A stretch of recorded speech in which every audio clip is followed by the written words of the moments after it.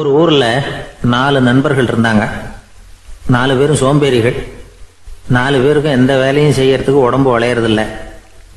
இருந்தாலும் சோம்பேறித்தனத்துல ஒருத்தருக்கு ஒருத்தர் கொஞ்சம் வித்தியாசம் உண்டு. அதுக்கு தகுந்த மாதிரி அவங்களுக்கு பேர் அமைஞ்சு போச்சு. ஒருத்தன் கால் சோம்பேறி, இன்னொருத்தன் அரை சோம்பேறி, அடுத்தவன் முக்கால் சோம்பேறி, கடைசி ஆளு முழு சோம்பேறி. இவங்க 4 பேரும் நண்பர்கள். அப்புறம் எப்படி காரியம் நடக்கும்? 4 பேரும் ஒரு வீதியில் அப்படியே நடந்து போய்கிட்டு இருக்கிறாங்க. நல்ல பசி. எங்கேயாவது சோறு போடுவாங்களா அப்படின்னு பார்த்துக்கிட்டே வந்தாங்க. அவங்க வந்த வழியில் ஒரு ரூபா காசு கிடந்தது தரையில். அவங்க கண்ணில் அது பட்டுது. ஆனாலும் அதை குனிஞ்சு எடுக்கணுமே, அதுக்கு சோம்பேறித்தனம். முழு சோம்பேறி பார்த்தான். பக்கத்தில் வந்துக்கிட்டு இருந்த முக்கால் சோம்பேறிக்கிட்ட சொன்னானா, டேய் அதை கொஞ்சம் குனிஞ்சு எடுறா அப்படின்னானா. அவன் என்ன பண்ணான் தெரியுமா? அதுக்கு அடுத்தபடியாக வந்த அரை சோம்பேறிகிட்ட சொன்னானா, டேய் நீ அதை கொஞ்சம் குனிஞ்சு எடுறா அப்படின்னானா. அவன் இவனை விட மோசம். அடுத்தவங்ககிட்ட சொல்லியிருக்கிறான். அவனும் குனியறதுக்கு தயாராக இல்லை. ஆக கூடி கடைசியில் யாருமே காசை எடுக்கலை. என்னத்துக்கு அனாவசியமாக உடம்ப வளைச்சிக்கணும் அப்படின்னு எல்லாரும் பேசாமல் வந்துட்டாங்க. அவங்க பாட்டுக்கு நடந்து வந்துக்கிட்டே இருக்கிறாங்க. எதிரில் ஒருத்தன் வாழைப்பழத்தை வண்டியில் வச்சு தள்ளிக்கிட்டே வந்தான். ரூபாய்க்கு 4 பழம்னு கூவி விற்றுக்கிட்டே வர்றான். இப்போ அந்த முழு சோம்பேறி சொன்னானா, டேய் வழியில் கிடந்ததை ரூபா, அதையாவது எடுத்துக்கிட்டு வந்திருந்தா இப்போ இந்த பழத்தை வாங்கி ஆளுக்கு ஒன்று சாப்பிடலாமே அப்படின்னானா. ஆமாம் சாப்பிட்ருக்கலாமே அப்படின்னாங்களாம் மற்றவங்களும். ஆனாலும் திரும்பி போய் அதை எடுக்கணும்னு யாருக்கும் தோணலை. பேசாமல் சோர்ந்து போய் நடந்து வந்தாங்களாம். இருட்டி போச்சு. வழியில் ஒரு கோவில். சரி இங்கேயே படுத்து தூங்குவோம் அப்படின்னா ஒருத்தன். அதுதான் சரின்னாங்க மற்றவங்களும். அப்படியே மண்டபத்தில் படுத்துட்டாங்க. கோவில் அர்ச்சகர் வேலையெல்லாம் முடிச்சு விட்டு வெளியில் வந்திருக்காரு. இவங்கள பார்த்தாராம். ஏன் இப்படி சோர்ந்து போய் கிடக்குறீங்க அப்படின்னு விசாரிச்சிருக்காரு. 2 நாளாச்சுங்க நாங்கள் சாப்பிட்டு அப்படின்னாங்களாம். அவர் உடனே ஐயோ பாவம் அப்படின்னு சொல்லி பானை, விறகு, அரிசி, தண்ணி எல்லாம் கொடுத்து நீங்களே சமையல் பண்ணி சாப்பிட்டுக்குங்க அப்படின்னு சொல்லிவிட்டு போயிட்டார். இந்த 4 பேருக்கும் சமையல் பண்ணி சாப்பிடணும்னு ஆசையாக தான் இருந்தது. ஆனால் அடுப்பு பற்ற வைக்கணுமே, அதுக்கு தீப்பெட்டி வேணுமே. தீப்பெட்டி இல்லை. இப்போ முழு சோம்பேறி ஆரம்பித்தான். அடுத்தவனை பார்த்து, டேய் கடைக்கு போய் ஒரு தீப்பெட்டி வாங்கிட்டு வாயேன் அப்படின்னு நானா. அவன் வழக்கம் போல் அடுத்தவங்ககிட்ட சொல்லியிருக்கான். அவன் அதுக்கு அடுத்தவங்ககிட்ட சொல்லியிருக்கிறான். கடைசியாக கால் சோம்பேறிக்கிட்ட வந்து சேர்ந்தது. அவனும் அது நம்மால் முடியாது அப்படின்னு பேசாமல் இருந்துட்டான். இப்போ தீப்பெட்டி வேணுமே, அதுக்கு என்ன பண்ணுறது? அவங்களுக்குள்ள பேசி ஒரு முடிவுக்கு வந்தாங்களாம். அதாவது யார் முதல்ல வாயை திறந்து பேசுகிறாங்களோ அவங்க தான் தீப்பெட்டி வாங்கிறதுக்கு போகணும் அப்படின்னு. அவ்வளவுதான். உடனே 4 பேரும் வாயை கெட்டியாக மூடிக்கிட்டு படுத்துக்கிட்டாங்க. அவங்க சமையல் பண்ணி சாப்பிட்டாங்களா என்ன அப்படிங்கிறது அர்ச்சகருக்கு தெரியல. சரி பார்த்துட்டு வரலாமேன்னு வந்தார். வந்து பார்க்குறாரு, இவங்க 4 பேரும் அசையாமல் படுத்து கிடக்குறாங்க. அர்ச்சகர் பயந்துட்டார். ஒருவேளை பசி தாங்காமல் செத்து போட்டாங்களோ அப்படிங்கிற பயம், அல்லது நாம் கொடுத்த உணவுப் பொருளில் ஏதாவது விஷம் கலந்துருக்குமோ அப்படின்னும் பயந்தார். அப்படின்னா நம்ம மேலே பழி வந்துருமே அப்படின்னு நினச்சி நடுங்க ஆரம்பிச்சிட்டார். அப்புறம் அவரும் ஒரு முடிவுக்கு வந்தாராம். கோவிலுக்கு பக்கத்துலேயே ஒரு பெரிய குழி இருந்தது. அதில் ஒவ்வொருத்தரையா இழுத்துக்கிட்டு போய் போட்டார். கொஞ்சம் மண்ணை தள்ளினார். காலால் மிதிச்சார். அவர் மிதித்த மிதி ஒருத்தன் அடி வயத்தில் போட்டுவிட்டுது. அவன் உடனே வலி தாங்காமல் ஐயோ அம்மான்னு அலறினான். உடனே நடந்தது என்ன தெரியுமா? மற்ற 3 பேரும் துள்ளி எழுந்திரிச்சாங்களாம். அவனை பார்த்து நீ தாண்டா தீப்பெட்டி வாங்க போகணும், நீ தாண்டா வாங்க போகணும், நீ தான் சத்தம் போட்ட அப்படின்னு சொல்லி ஆரம்பிச்சிட்டாங்களாம். அர்ச்சகர் பார்த்தார். இது பேய் மாதிரி தெரியுதுன்னு நினச்சிக்கிட்டு ஒரே ஓட்டமாக ஓடி போட்டாராம். கிராமப்புறங்களில் இப்படி ஒரு கதையை சொல்கிறது உண்டு. சோம்பல்ங்கிறது நம்ம முன்னேற்றத்துக்கு பெரிய தடை அப்படிங்கிறத நாம் புரிஞ்சுக்கணும். அதுதான் இந்த கதை சொல்கிற நீதி. ஒரு பள்ளிக்கூடத்தில் ஒரு புதுமையான போட்டி நடந்துதான். அதாவது சோம்பேறித்தனத்துக்கு பரிசு. அதில் 2வது பரிசு யாருக்குன்னு அறிவிச்சாங்க. ஒரு பையன் எழுந்திரிச்சு மெதுவாக நடந்து போய் பரிசை வாங்கிட்டான். அடுத்தது முதல் பரிசு யாருக்கு அப்படின்னு அறிவிச்சாங்களாம். அவன் கடைசி வரிசையிலேருந்து கத்தனானா, ஐயா அதையும் அந்த பையன் மூலமாகவே கொடுத்து அனுப்பி வச்சுருங்க, இங்கே வந்ததை நான் வாங்கிக்கிறேன் அப்படின்னு நானா. ஒரு ஊரில் ஒரு புகழ்பெற்ற பத்திரிகையாளர் இருந்தார். அவர் ஒரு நாள் திடீர்னு இறந்து போயிட்டார். அதுக்கப்புறம் நேராக சொர்க்கத்துக்கு போனார். சொர்க்கத்தின் வாசலில் நின்றுக்கிட்டு இருந்த ஒருத்தர் அவரை தடுத்தார். இதை பாரு, ஏற்கனவே இங்கே 12 பத்திரிகையாளர்கள் இருக்கிறாங்க, அவங்களுக்கே இங்கே வேலை இல்லை.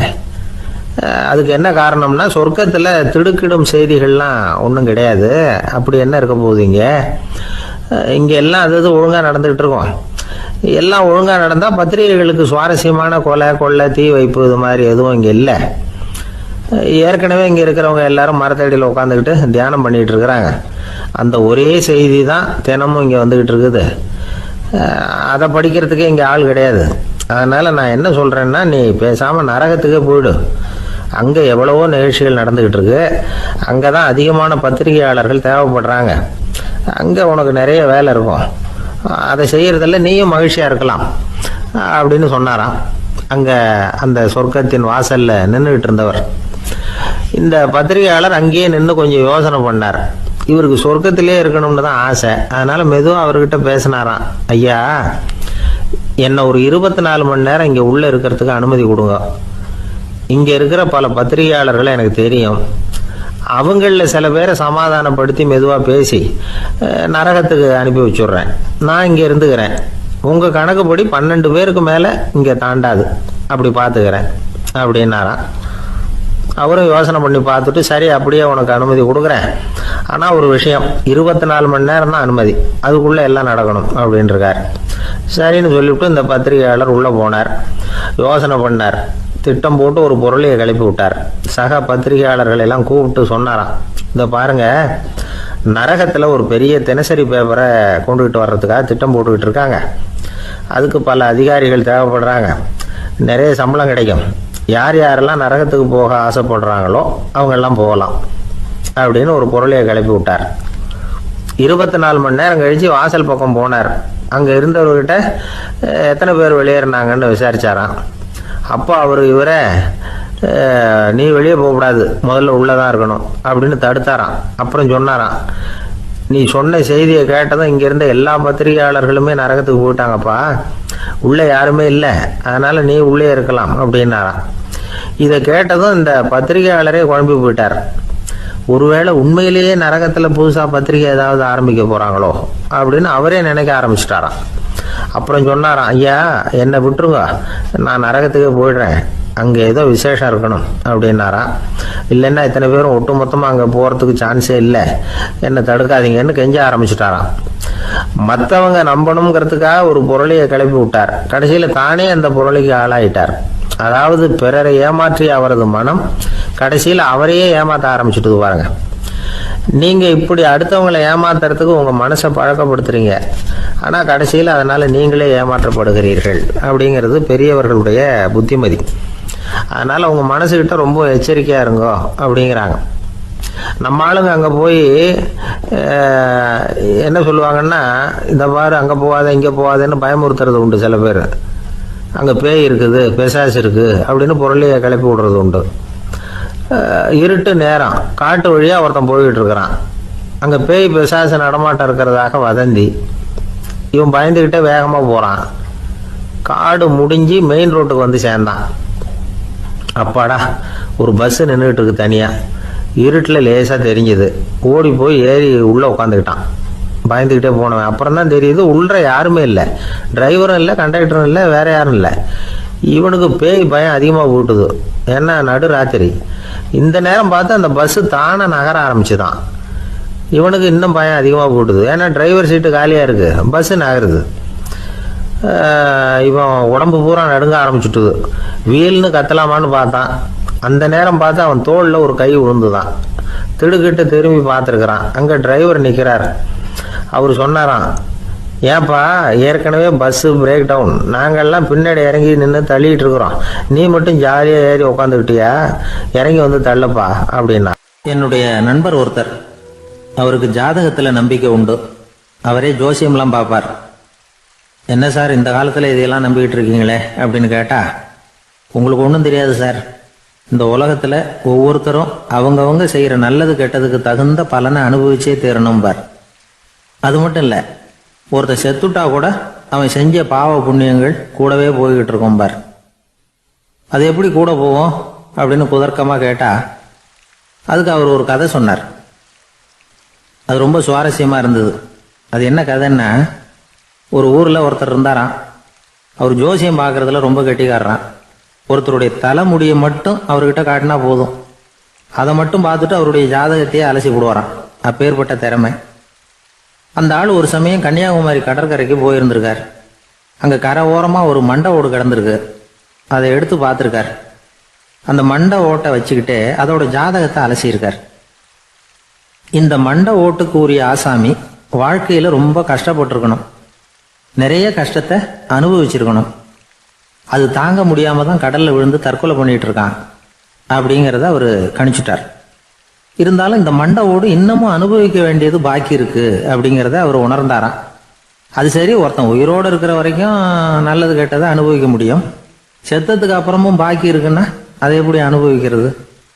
இந்த மண்டை ஓட்டுக்கு இன்னும் கொஞ்சம் பாக்கி இருக்குங்கிறது அவருக்கு புரிஞ்சதே தவிர அதோட அர்த்தம் என்னங்கிறது சரியாக விளங்கலை. சரி, இதை இன்னும் கொஞ்சம் விவரமாக ஆராய்ச்சி பண்ணுவோம் அப்படின்னு நினச்சிக்கிட்டு அதை தன்னுடைய வீட்டுக்கு எடுத்துகிட்டு போயிட்டார். அந்த மண்டை ஓட்டை ஒரு பெட்டியில் வச்சு பூட்டினார். தன்னுடைய தனி அறையில் அதை பத்திரமா வச்சுக்கிட்டார்.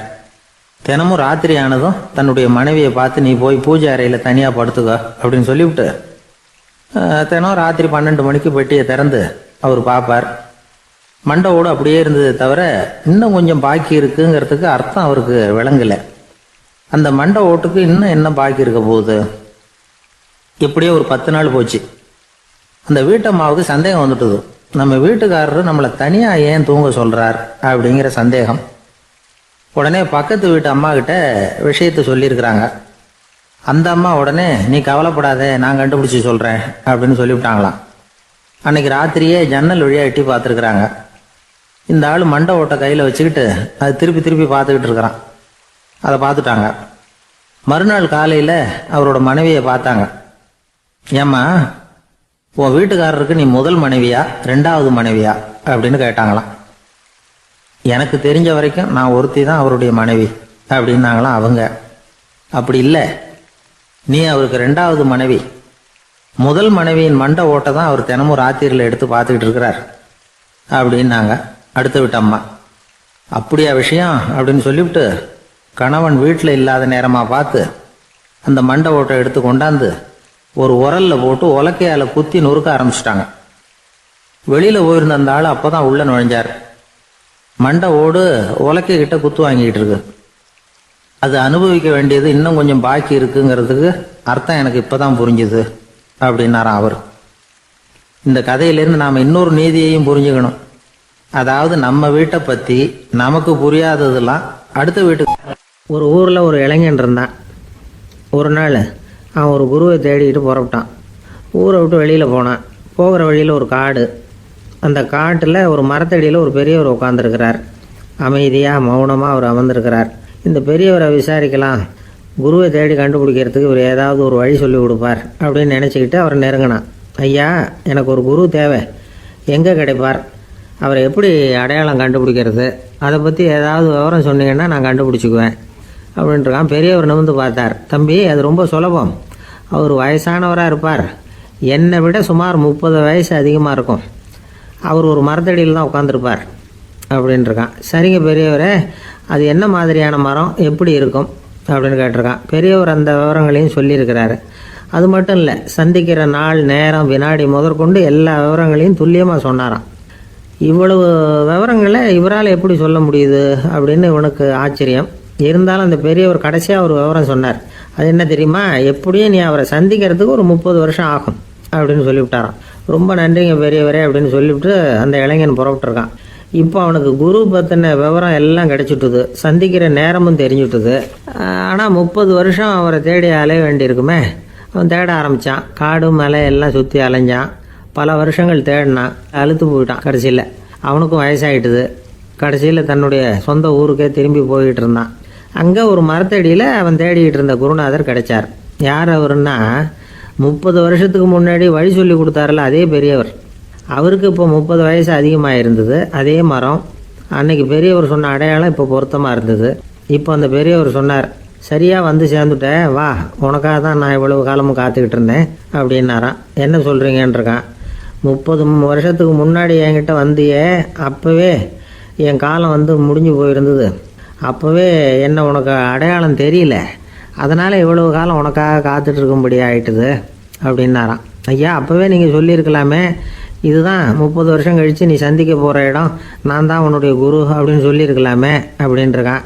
அந்த பெரியவர் சிரிச்சுக்கிட்டே இதுக்கு பதில் சொன்னாராம். நான் எவ்வளவோ விவரமாக தான் சொன்னேன், நீ சரியாக புரிஞ்சிக்கல. காரணம், அப்போ நீ போதுமான அளவுக்கு பக்குவம் பெற்றிருக்கவில்லை.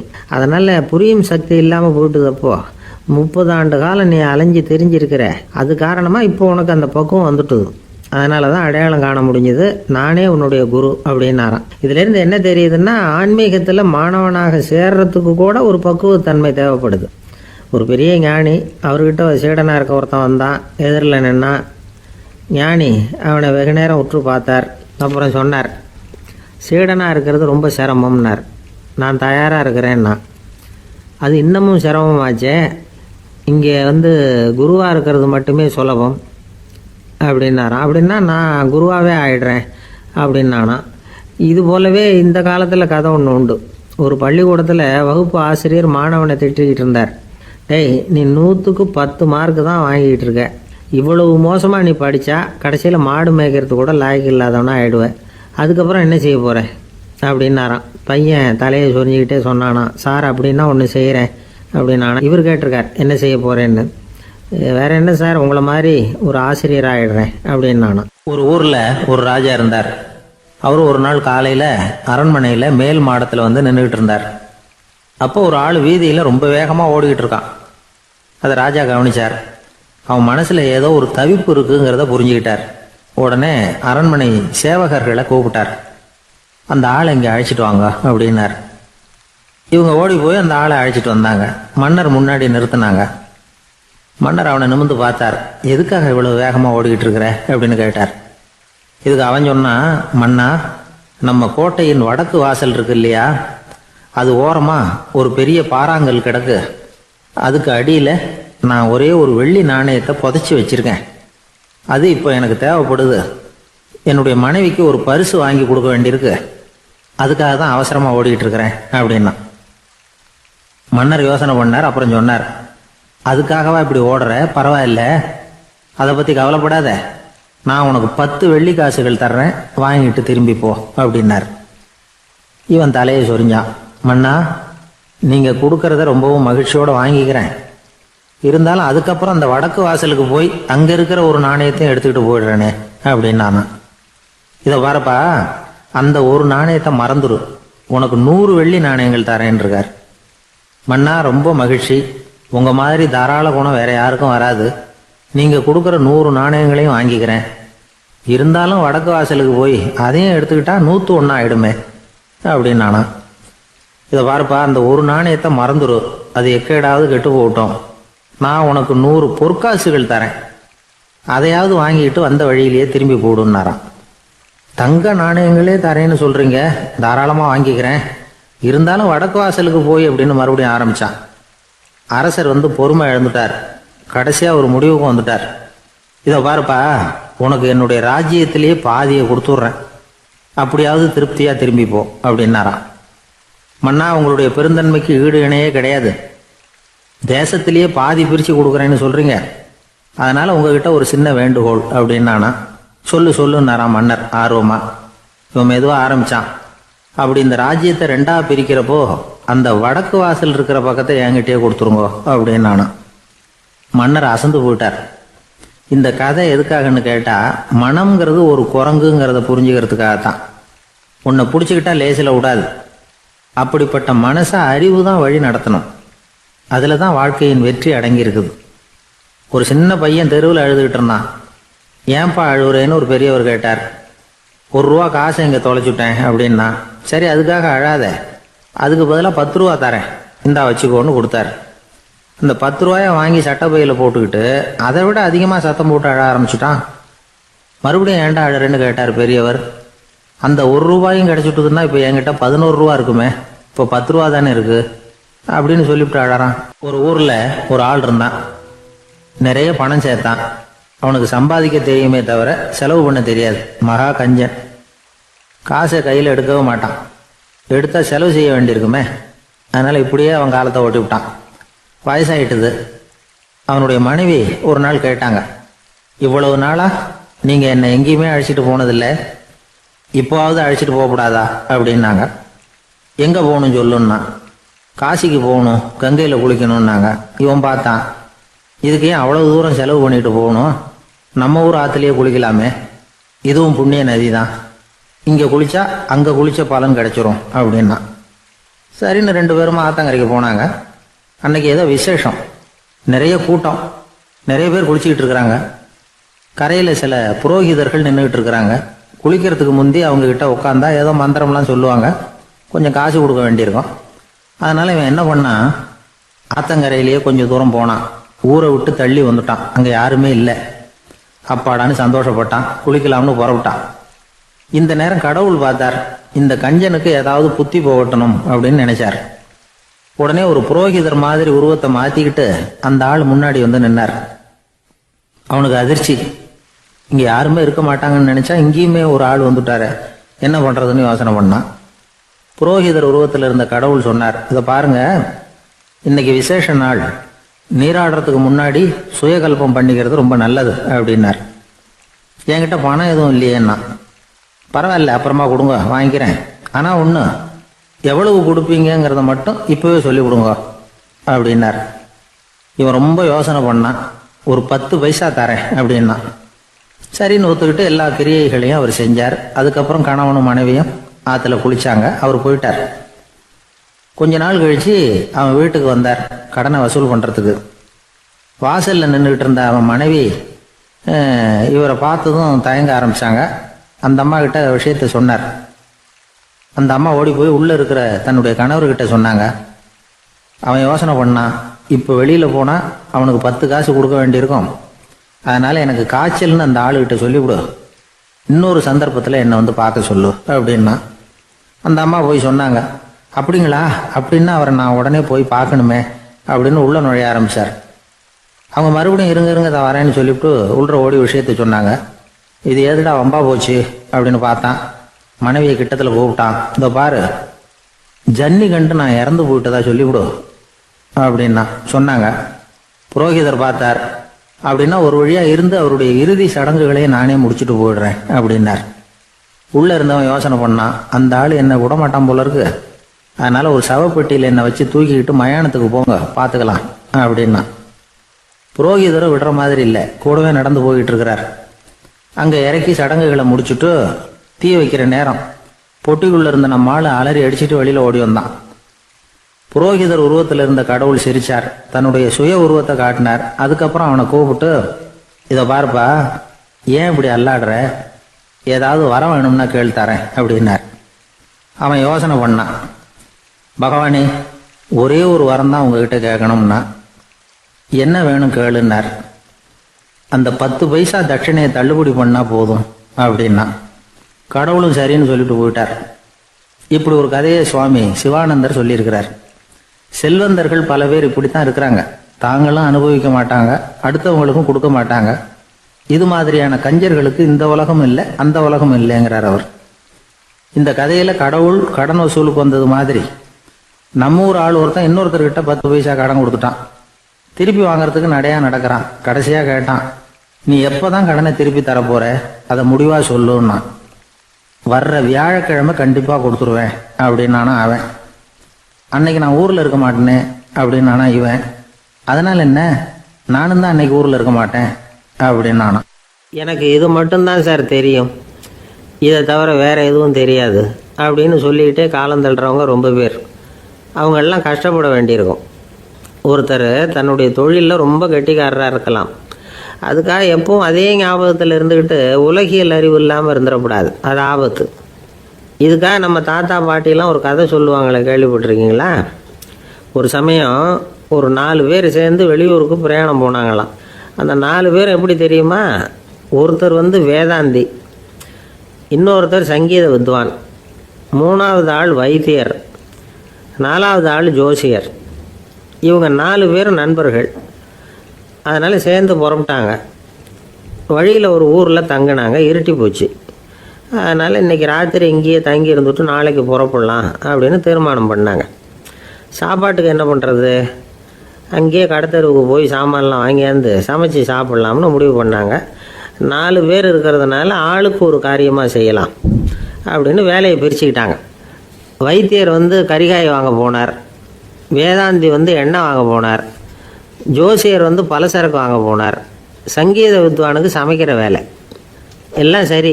ஆனால் நடந்தது என்ன தெரியுமா? கடைத்தருவுக்கு காய்கறி வாங்க போனார்ல வைத்தியர், அங்கே போய் மார்க்கெட்டில் பார்த்தார். ஒவ்வொரு கறிகாயாக எடுத்து பார்த்தார்.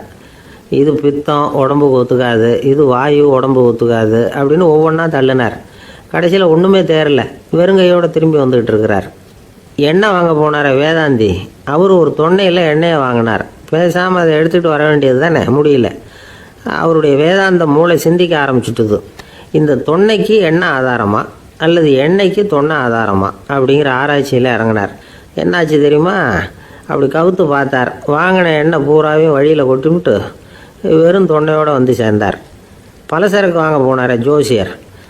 அவர் ஒரு வழியில் பார்த்தாரு. வழியில் வந்தவங்களெல்லாம் அங்கங்கே ஒரு மரத்தடியில் உட்கார வச்சு அவங்களுக்கெல்லாம் ஆர்வம் சொல்ல ஆரம்பிச்சிட்டார்.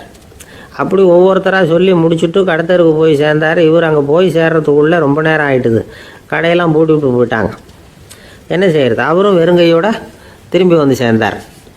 சரி, இவங்க கதை தான் இப்படி ஆச்சு. அங்கே சமைக்கிறதுக்காக உட்காந்துருந்தார் சங்கீத வித்வான். அவர் கதை என்னாச்சு தெரியுமா? அங்கே அவர் அடுப்பை பற்ற வச்சு ஒலையை கொதிக்க வச்சார். அதாவது ஒரு பானையில் தண்ணியை ஊற்றி அடுப்பில் வச்சார். அது கொதிக்க ஆரம்பிச்சிது. தண்ணி கொதிக்கிற சத்தம் இருக்குதுல்ல, அது இவருக்கு தாளம் போடுறது மாதிரி இருந்தது. ஒரே குஷி, பாட ஆரம்பிச்சிட்டார். பாடிக்கிட்டே உற்சாகமாக கையில் இருந்த கரண்டியால் அந்த பானையில் தட்டினார், தாளம் போடுறதா நினச்சிக்கிட்டு. அவ்வளவுதான், பானை பட்டுன்னு உடஞ்சி போச்சு. தலையில் கையை வச்சுக்கிட்டு அவரும் உட்காந்துட்டார். எந்த தொழில் தெரிஞ்சாலும் சரி, அதை புத்திசாலித்தனமாக பயன்படுத்த தெரியலன்னா ஆபத்து தான். அதுக்காக தான் இந்த கதை. ஒரு பஸ்ஸு டிரைவர் ரொம்ப கெட்டிக்காரரு. பஸ்ஸை ரொம்ப திறமையாக ஆபத்து இல்லாமல் ஓட்டினதுக்காக பரிசுலாம் வாங்கினவர். அவரே ஒரு படகு ஓட்டுறதுக்காக அழைச்சிட்டு போயிருக்கிறாங்க, மோட்டார் படகு. அதையும் ரொம்ப திறமையாக தான் ஓட்டிகிட்டு போயிருக்கிறாரு. நடுக்கடலில் போனதும் படகு நின்று போச்சு. மோட்டாரில் ஏதோ கோளாறு. என்ன செய்யலாம் அப்படின்னு அந்த டிரைவரை கேட்டிருக்கிறாங்க படகுல இருந்தவங்கெல்லாம். அப்போ அவர் சொன்னாராம், கவலைப்படாதீங்க, ஒன்றும் பிரச்சனை இல்லை, எல்லாரும் கொஞ்சம் கீழே இறங்கி பின்னாடி தள்ளுங்க, மோட்டார் ஸ்டார்ட் ஆகிடும் அப்படின்னா. சங்கீத வித்வான்களில் பல வகை உண்டு. சில குறிப்பிட்ட ராகங்களை பாடுறதில் அவங்களுக்கு பெருமை வர்றது உண்டு. ஆனால் ஒருத்தர் இருந்தார், அவரால் ஒரு ராகத்துக்கே பெருமை வந்தது. அந்த ராகத்தை அவர் வாசித்து கேட்கணும் அப்படின்னு சொல்லுவாங்க. அது என்ன ராகம்னா தோடி ராகம். சரி, அந்த வித்வான் யாருன்னா அவர் தான் திருவாவடுதுறை ராஜரத்னம் பிள்ளை. பேராசிரியர் கல்கி ஒரு சமயம் தம்முடைய பத்திரிகையில் எழுதினாராம். அதை அப்படியே படிக்கிறேன் கேளுங்களேன். ஆகா, ஸ்ரீ ராஜரத்னம் பிள்ளையின் தோடி ஆலாபனையை முதலில் கேட்டபோது அவருடைய கற்பனையை விட்டு தள்ளுங்கள். நம்முடைய மனதில் என்னென்ன இன்பமயமான கற்பனைகள் எல்லாம் உதித்தன. குழந்தை தாயிடம் கொஞ்சம் குரலை கேட்டோம், அன்னை குழந்தையிடம் கொஞ்சம் குரலை கேட்டோம், ரதியும் மன்மதனும் பேசிக்கொண்ட காதல் மொழிகளை கேட்டோம், முருகன் சிவபெருமான் செவிகுளிர மொழிந்த உபதேசத்தை கேட்டோம், கலைமகள் கவிஞனுக்கு அருளிய ஆசி மொழிகளை கேட்டோம், நாரத முனிவருடைய தம்பூரா சுருதியை கேட்டோம், ராவணன் தன் எலும்பை ஒடித்து வீணையாகச் செய்து வாசித்த கானத்தை கேட்டோம், கானப்பறவைகளின் கலகல ஒலியை கேட்டோம், கோல குயில்களின் குரல் இனிமையை கேட்டோம். இப்படிலாம் பேராசிரியர் கல்கி விமர்சனம் எழுதியிருக்கிறார் திருவாவடுதுறை ராஜரத்னம் பிள்ளை அவர்களுடைய வாசிப்பை கேட்டுட்டு. டி.என். ராஜரத்னம் பிள்ளை இறந்து போனார். அப்போது கவிஞர் கண்ணதாசன் எழுதினார், செவியனில் ஓடி எங்கள் சிந்தையில் ஓடி இந்த புவியெல்லாம் ஓடி நின்பார் பொங்கிய தோடி வேறெங்கு எவரிடம் போகும் ஐய இனி அதை காப்பார் யாவர் அவிந்தனின் சடலத்தோடே அவிந்தது தோடிதானும் அப்படின்னு எழுதினாராம். அந்த அளவுக்கு அவருடைய தோடியை ரசித்தவர்கள் உண்டு. அதே மாதிரி தோடின்னா என்னன்னு தெரியாமலே அவரை ரசித்தவங்களும் அந்த காலத்தில் உண்டு. அதாவது ஒரு பெரிய சபையில் இவர் வாசிச்சுக்கிட்டு இருக்கிறார். பாதியில் ஒரு பெரிய மனுஷன் உள்ளே வந்தார். அவர் உடம்புல பட்டு வேஷ்டி, ஜருகை, அங்கவஸ்திரம், வாயில் வெத்தலை, வாசனை புகையில, காதில் வைரக்கடுக்கன், கழுத்தில் தங்க சங்கிலி, கை விரல் பூரா மோதிரம், கையில் ஒரு வெள்ளி வெத்தலை புட்டி, உதவிக்கு 2 பேர் பக்கத்தில். இவ்வளவு பந்தாவோடு வரார் கச்சேரி கேட்கறதுக்கு. இப்படி வந்தவர் முதல் வரிசையில் உட்கார்ந்தார். வித்வான் வாசித்து முடித்ததும் இவர் அவரை பார்த்து, ஐயா, நீங்கள் தோடி வாசிக்கிறதுல ரொம்ப கெட்டிக்காரர்னு கேள்விப்பட்டிருக்கேன், அதை கேட்கறதுக்காக தான் மெனக்கிட்டு வந்திருக்கிறேன், அதை வாசிங்களேன் அப்படின்னாராம் இந்த பெரியவர். ராஜரத்னம் பிள்ளைக்கு ஒன்றும் புரியல. ஏன்னா இது வரைக்கும் அவர் வாசிச்சுக்கிட்டு இருந்ததே அந்த தோடி ராகத்தை தான். அதை வாய்ச்சி முடித்ததும் அதை வாசிங்களேன்னு இவர் கேட்குறார். அப்படின்னா இவரோட ஞானம் எப்படிப்பட்டது? இவ்வளவும் கேட்டுட்டு இப்படி கேட்குறாரே அப்படின்னு அவர் யோசிச்சிருக்கிறார் ராஜரத்னம் உள்ள. உடனே என்ன பண்ணார் தெரியுமா? பக்கத்தில் ரொம்ப சாதுவாக சுருதி போட்டுக்கிட்டு இருந்த ஒரு முதுகில் ஓங்கி ஒரு குத்து விட்டாராம். அவருக்கு ஒன்றும் புரியல, எதுக்கு நம்மளை அடிக்கிறார் இவர், நம்மளை குத்துறாரு வித்வான்னு. அவர் அதிர்ச்சியால் இவர் நிமிர்ந்து பார்த்துருக்கார். அப்போ ராஜரத்னம் உள்ள சொன்னாராம், ஏய்யா ஐயா பெரிய மனுஷன், என்னுடைய பரம ரசிகர், தோடி ராகம் கேட்கணுங்கிறதுக்காக இவ்வளோ தூரம் வந்திருக்கிறார், வந்து வரிசையில் உட்காந்துருக்கார். நீ இந்த சமயம் பார்த்து தோடி ராகம் வாசிக்கிற நாதஸ்வரத்தை வீட்டில் வச்சுட்டு வந்துட்டியே, இப்போ ஐயாவுக்காக அந்த ராகத்தை நான் எப்படி வாசிக்கிறது அப்படின்னு சொல்லிவிட்டு மறுபடியும் முதுகில் ஒரு அடி கொடுத்தாராம். அடி வாங்கினவருக்கே சிரிப்பு அடக்க முடியலையா.